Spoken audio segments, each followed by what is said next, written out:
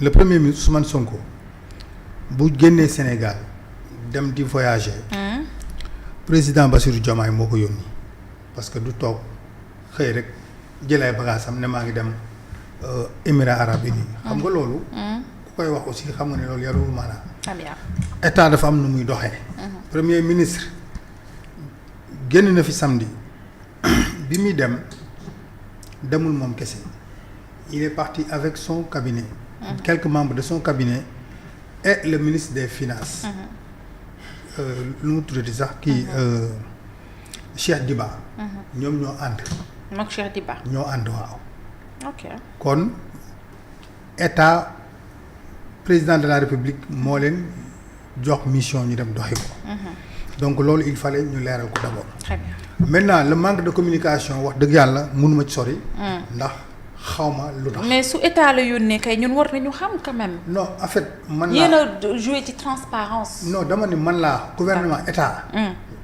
lan moo tax le gouvernement communiqué wu ci. bu fekkee ni communiqué wuñ ci. lan moo tax communiqué wuñ ci. wax dëgg yàlla xamuma ko.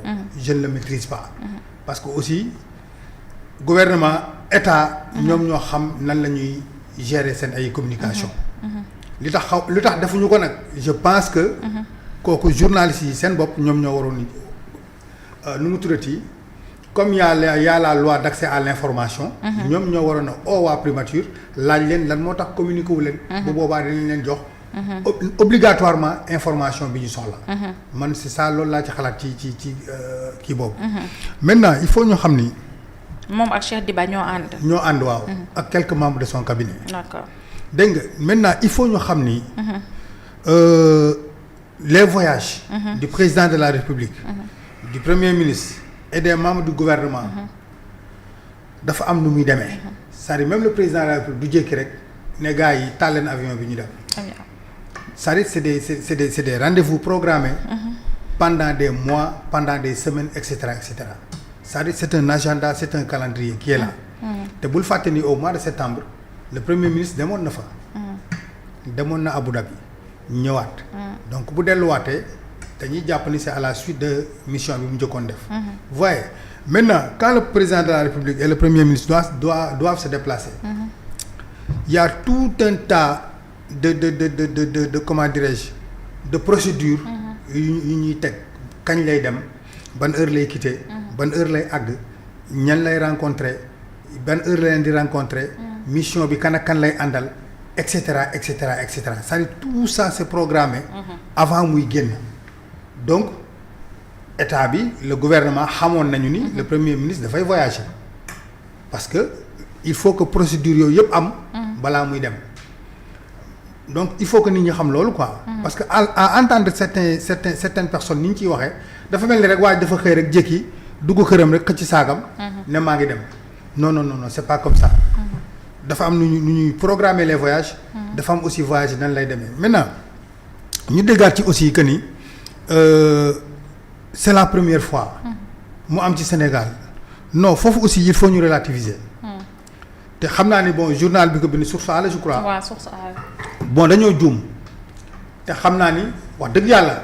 c'est de bonne foi gëm naa ni c'est de bonne foi mais bu ñu defee recherche parce que man dama dégg benn waay mu wax. démb mu ne le 6 décembre 2023 le président Macky Sall était en visite officielle à Brazza. Le premier ministre Amadou Ba était à Paris. Pour le président de l'Assemblée nationale était à Doha le 6 décembre 2023.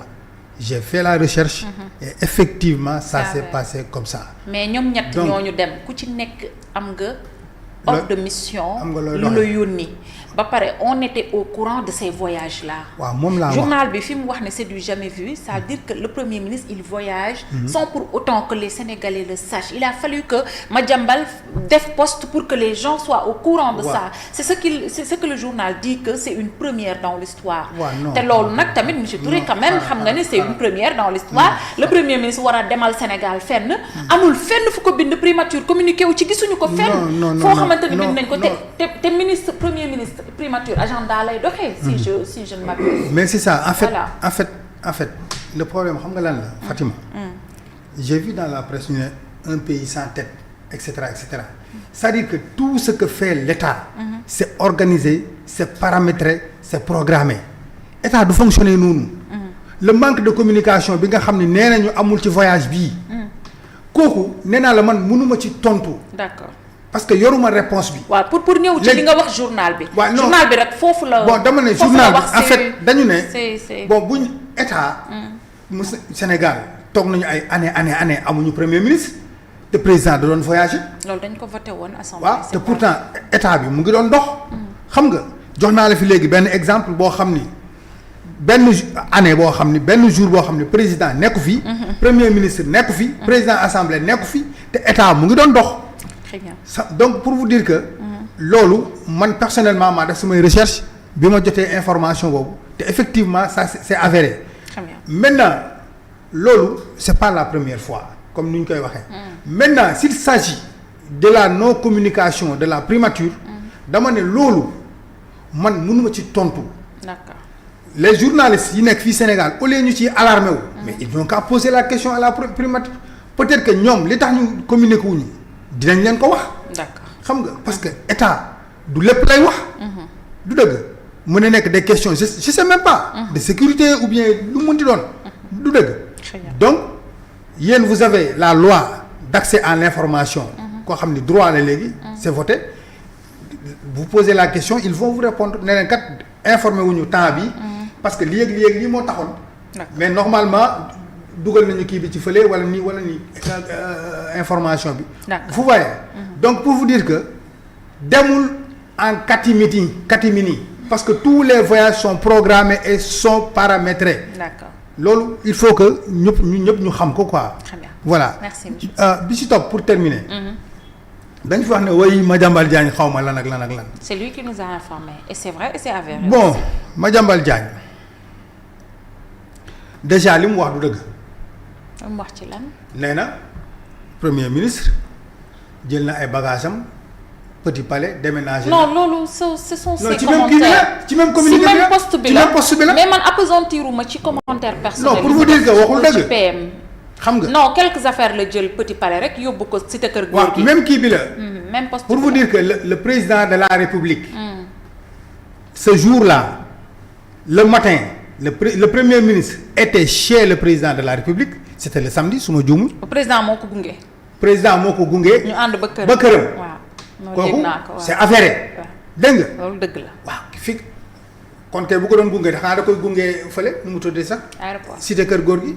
tu vois donc le même jour du voyage ñoom ñaar ñoo nekk dégg nga kii ngoon gi la dem kii dem ci guddi gi xaw ma la matin la xëy dem. tu vois donc loolu waxtaan nañ ci ñoom ñaar.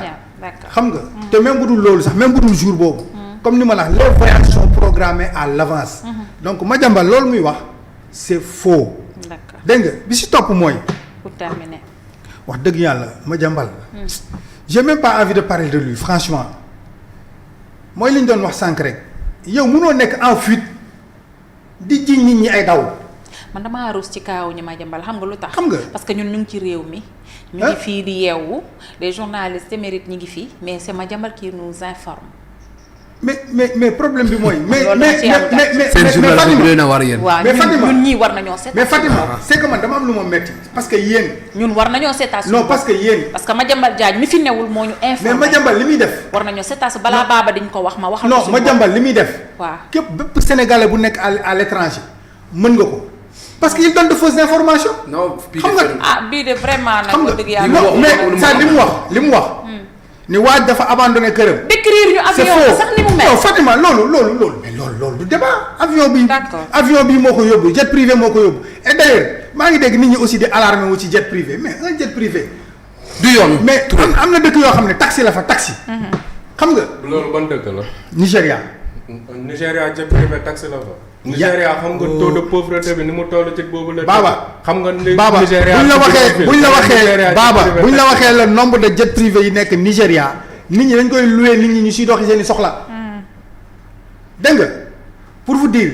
jet privé du taxi ci benn dëkk ci àdduna. waa dimbali jet privé luxe la fépp ci àdduna. waa dimbali ma xaaral ba après nga ñëw xaar ba mu ki nga ñëw daaneelal. Sénégal oui ñun ñooy jël jet privé di ci wax. mais jet privé boo demee ci yenn dëkk yi. très bien taxi la ça da ngay bëgg a voyager. ñëw loué ñu loué la nga dem. voyage ñëwaat dem dëkk bi dem fii loolu. c'est avéré. xam nga te voyager en jet privé. ci yenn circonstances yi moo gën a moins cher 10 000 fois. voyager ci yenn kële. donc il faut que avoir raison garder ci. non xaaral après tu vas rebondir sur ça. non bàyyi après tu vas rebondir sur ça merci monsieur Touré. xam nga merci. bon je voulais vraiment mais bon. après noté ko nga ñëwaat. c'est bon mu bokk ci yi ngay ramasser. alors Samba noo ko jàngatee même quand Amadou Ba voyageait on était au courant de li muy dem defi ji fan la jëm ak et cetera mais aujourd'hui le premier ministre c'est Madiambal Diagne qui poste que le premier ministre dem na Abu Dhabi am na leneen lu ma ci for mais loolu bu ma ko waxee ñu woo ma naa bàyyi rek ba Madiambal génne ko xam nga lii mooy problème bi. bon parce que loo wax tey Madiambal il est beaucoup plus susceptible de parler de ça parce que il n'est pas là que nous parce que ñun ñoo ne là. mais day wax lu am rek on vient chercher day wax lu am rek. alors aujourd'hui noo jàngatee loolu Samba Ndong que le premier ministre voyage président c'était programmé mais moom voyage am on ne sait pas si c'était programmé ou non parce que amul fenn fu ñu ko bind noo ko jàngatee. bon man je vois que ñii dañuy toroxal li nga xam ne mooy l'orthodoxie républicaine. xam nga dans l'attelage organisationnel d'une république il y a ce qu'on appelle l'orthodoxie et les bonnes pratiques. et puis même ci biir administration soo ci nekkee. soo waree absenté am na code du travail lu mu la wax. da ngay aviser da ngay informer sa supérieur 24 heures 72 heures 48 heures avant muy jël décision te même su jël décision amoo droit jël ko dem sans mu acté ko même soo feebaree soo ñibbisee da nga war a def demande de justification même soo retard yi bëri soo ñëwee dañ lay demande d'explication lii moo am la chose la plus élémentaire dans une république normale qui se respecte c'est-à-dire que ci conseil des ministres bi nga xam ne waroon nañ moom lañ mujj a def voyage ki nga xam ne mooy premier ministre Sénégal dañ ko ca waroon waxtaanee mentionné ko ñëpp xam ne kii dina dem voyage loolooy dëgg parce que voyage du président de la République ça a été mentionné on nous a informé que le président dina dem voyage ça c'est la chose la plus élémentaire dans une administration respectueuse et sérieuse loolu tax je remercie Madiambal Diagne de nous avoir informé que waa ji aéroport sangam la jëlee vol heure sangam la départ direction benn dëkk dégg naa ci nag ñaari version jooykat bi ak dàqkat bi Assemblée nationale nee na dafa wuti xaalis. waaw moom du moom moo ñu war a informer. kee ne dafa dem Umra. ñaar yi nag. waaw Umra dégg naa ko ci. ñaar yooyu nag kan moo ci wax dëgg parce que y a deux versions. Umra bi moom dégg naa ko tamit. y a deux versions laa wax. chut. fan la dëgg féete. kan mooy voie autorisée. fekkoon ne tey primature dafa defoon communiqué. wax ci voyage bi ne voyage diplomatique la. wala voyage d'affaires la. wala xam nga ban genre voyage. dañu xam ne voyage te à l'heure où je te parle. gawma ne dañoo dem umra loolu mënu nekk xam nga tax mënu nekk loolu congé la demandé. loolu congé il faut nga am congé ñu may la ko nga dem defi say activité umra ñibbisi te Cheikh Diba bi mu wax gëmma ko ba tey ndax Cheikh Diba actuellement. ñoom ñu ngi rencontrer les commissions. waaw Cheikh Diba de mu ngi nekk. les ministres ils commencent à rencontrer les commissions loolu mënu nekk. assemblée. Cheikh Diba il est avec le premier ministre. man gëmuma ko. ah bu la neexee. jusqu'à la preuve du contraire mënuma ko gëm dans l'orthodoxie administrative. Où est le communiqué qui montre que le Que Cheikh Diba était débat parti. est hors du territoire sénégalais? Baba yow mën nga bàyyi. dama ñëw. Lui, pour moi, je me waaw non bàyyi. man mënuma gëm. Touré toog fii il y a aucun communiqué officiel qui est sorti des entrailles de notre république. pour nous dire que le premier ministre a été accompagné par le ministre des finances. nga toog fii ñu nekk pour di préparer marathon budgétaire Cheikh Diba am na jot boobu noonu di dem di quand même il faut qu'on se respecte.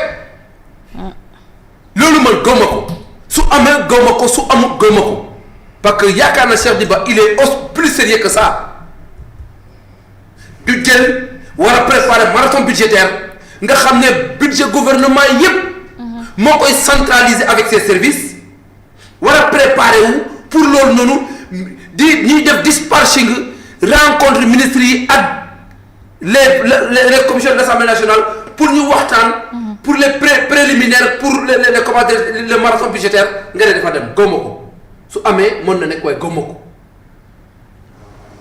parce que y a aucun communiqué fekkee nag yéen ci li ngeen nekk ngeen wax ñu ne ci li ngeen nekk république du doxee noonu république daa am ay pratiques yoo xamante ne Senghor daf ko fi bàyyi président Macky Sall bàyyi leen ko mu nekk léegi président Diomaye lu mu def loolu la saa yi bàyyi def dara dañ koy yëgal sa population wala yéen respectez les Sénégalais ngeen fal vous ne respectez pas les Sénégalais qui vous ont élus parce que les Sénégalais ont un droit à l'information lépp la ngeen di def dañ ko war a xam parce que xaalis bi ngeen di voyager xaalis Sénégal c'est l'argent du contribuable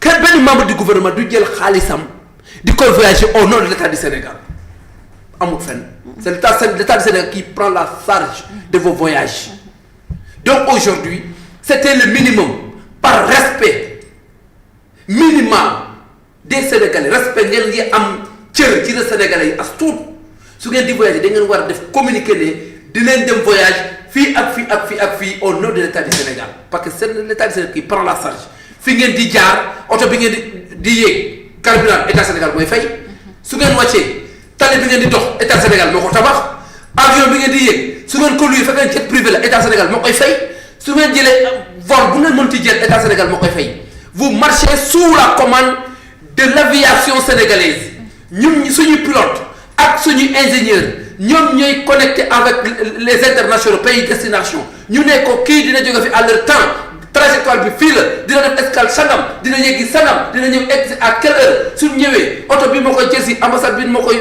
accueillir wala kii moo koy accueillir nañ jëm hôtel temps lépp État Sénégal moo koy jël ensemble mais la moindre des choses c'est de respecter les Sénégalais et de les informer mais loolu amul c'est Madiambal Diagne qui n'est pas au Sénégal qui est très loin à plus de 4000 kilomètres du Sénégal qui informe toute l'autre nationale et internationale que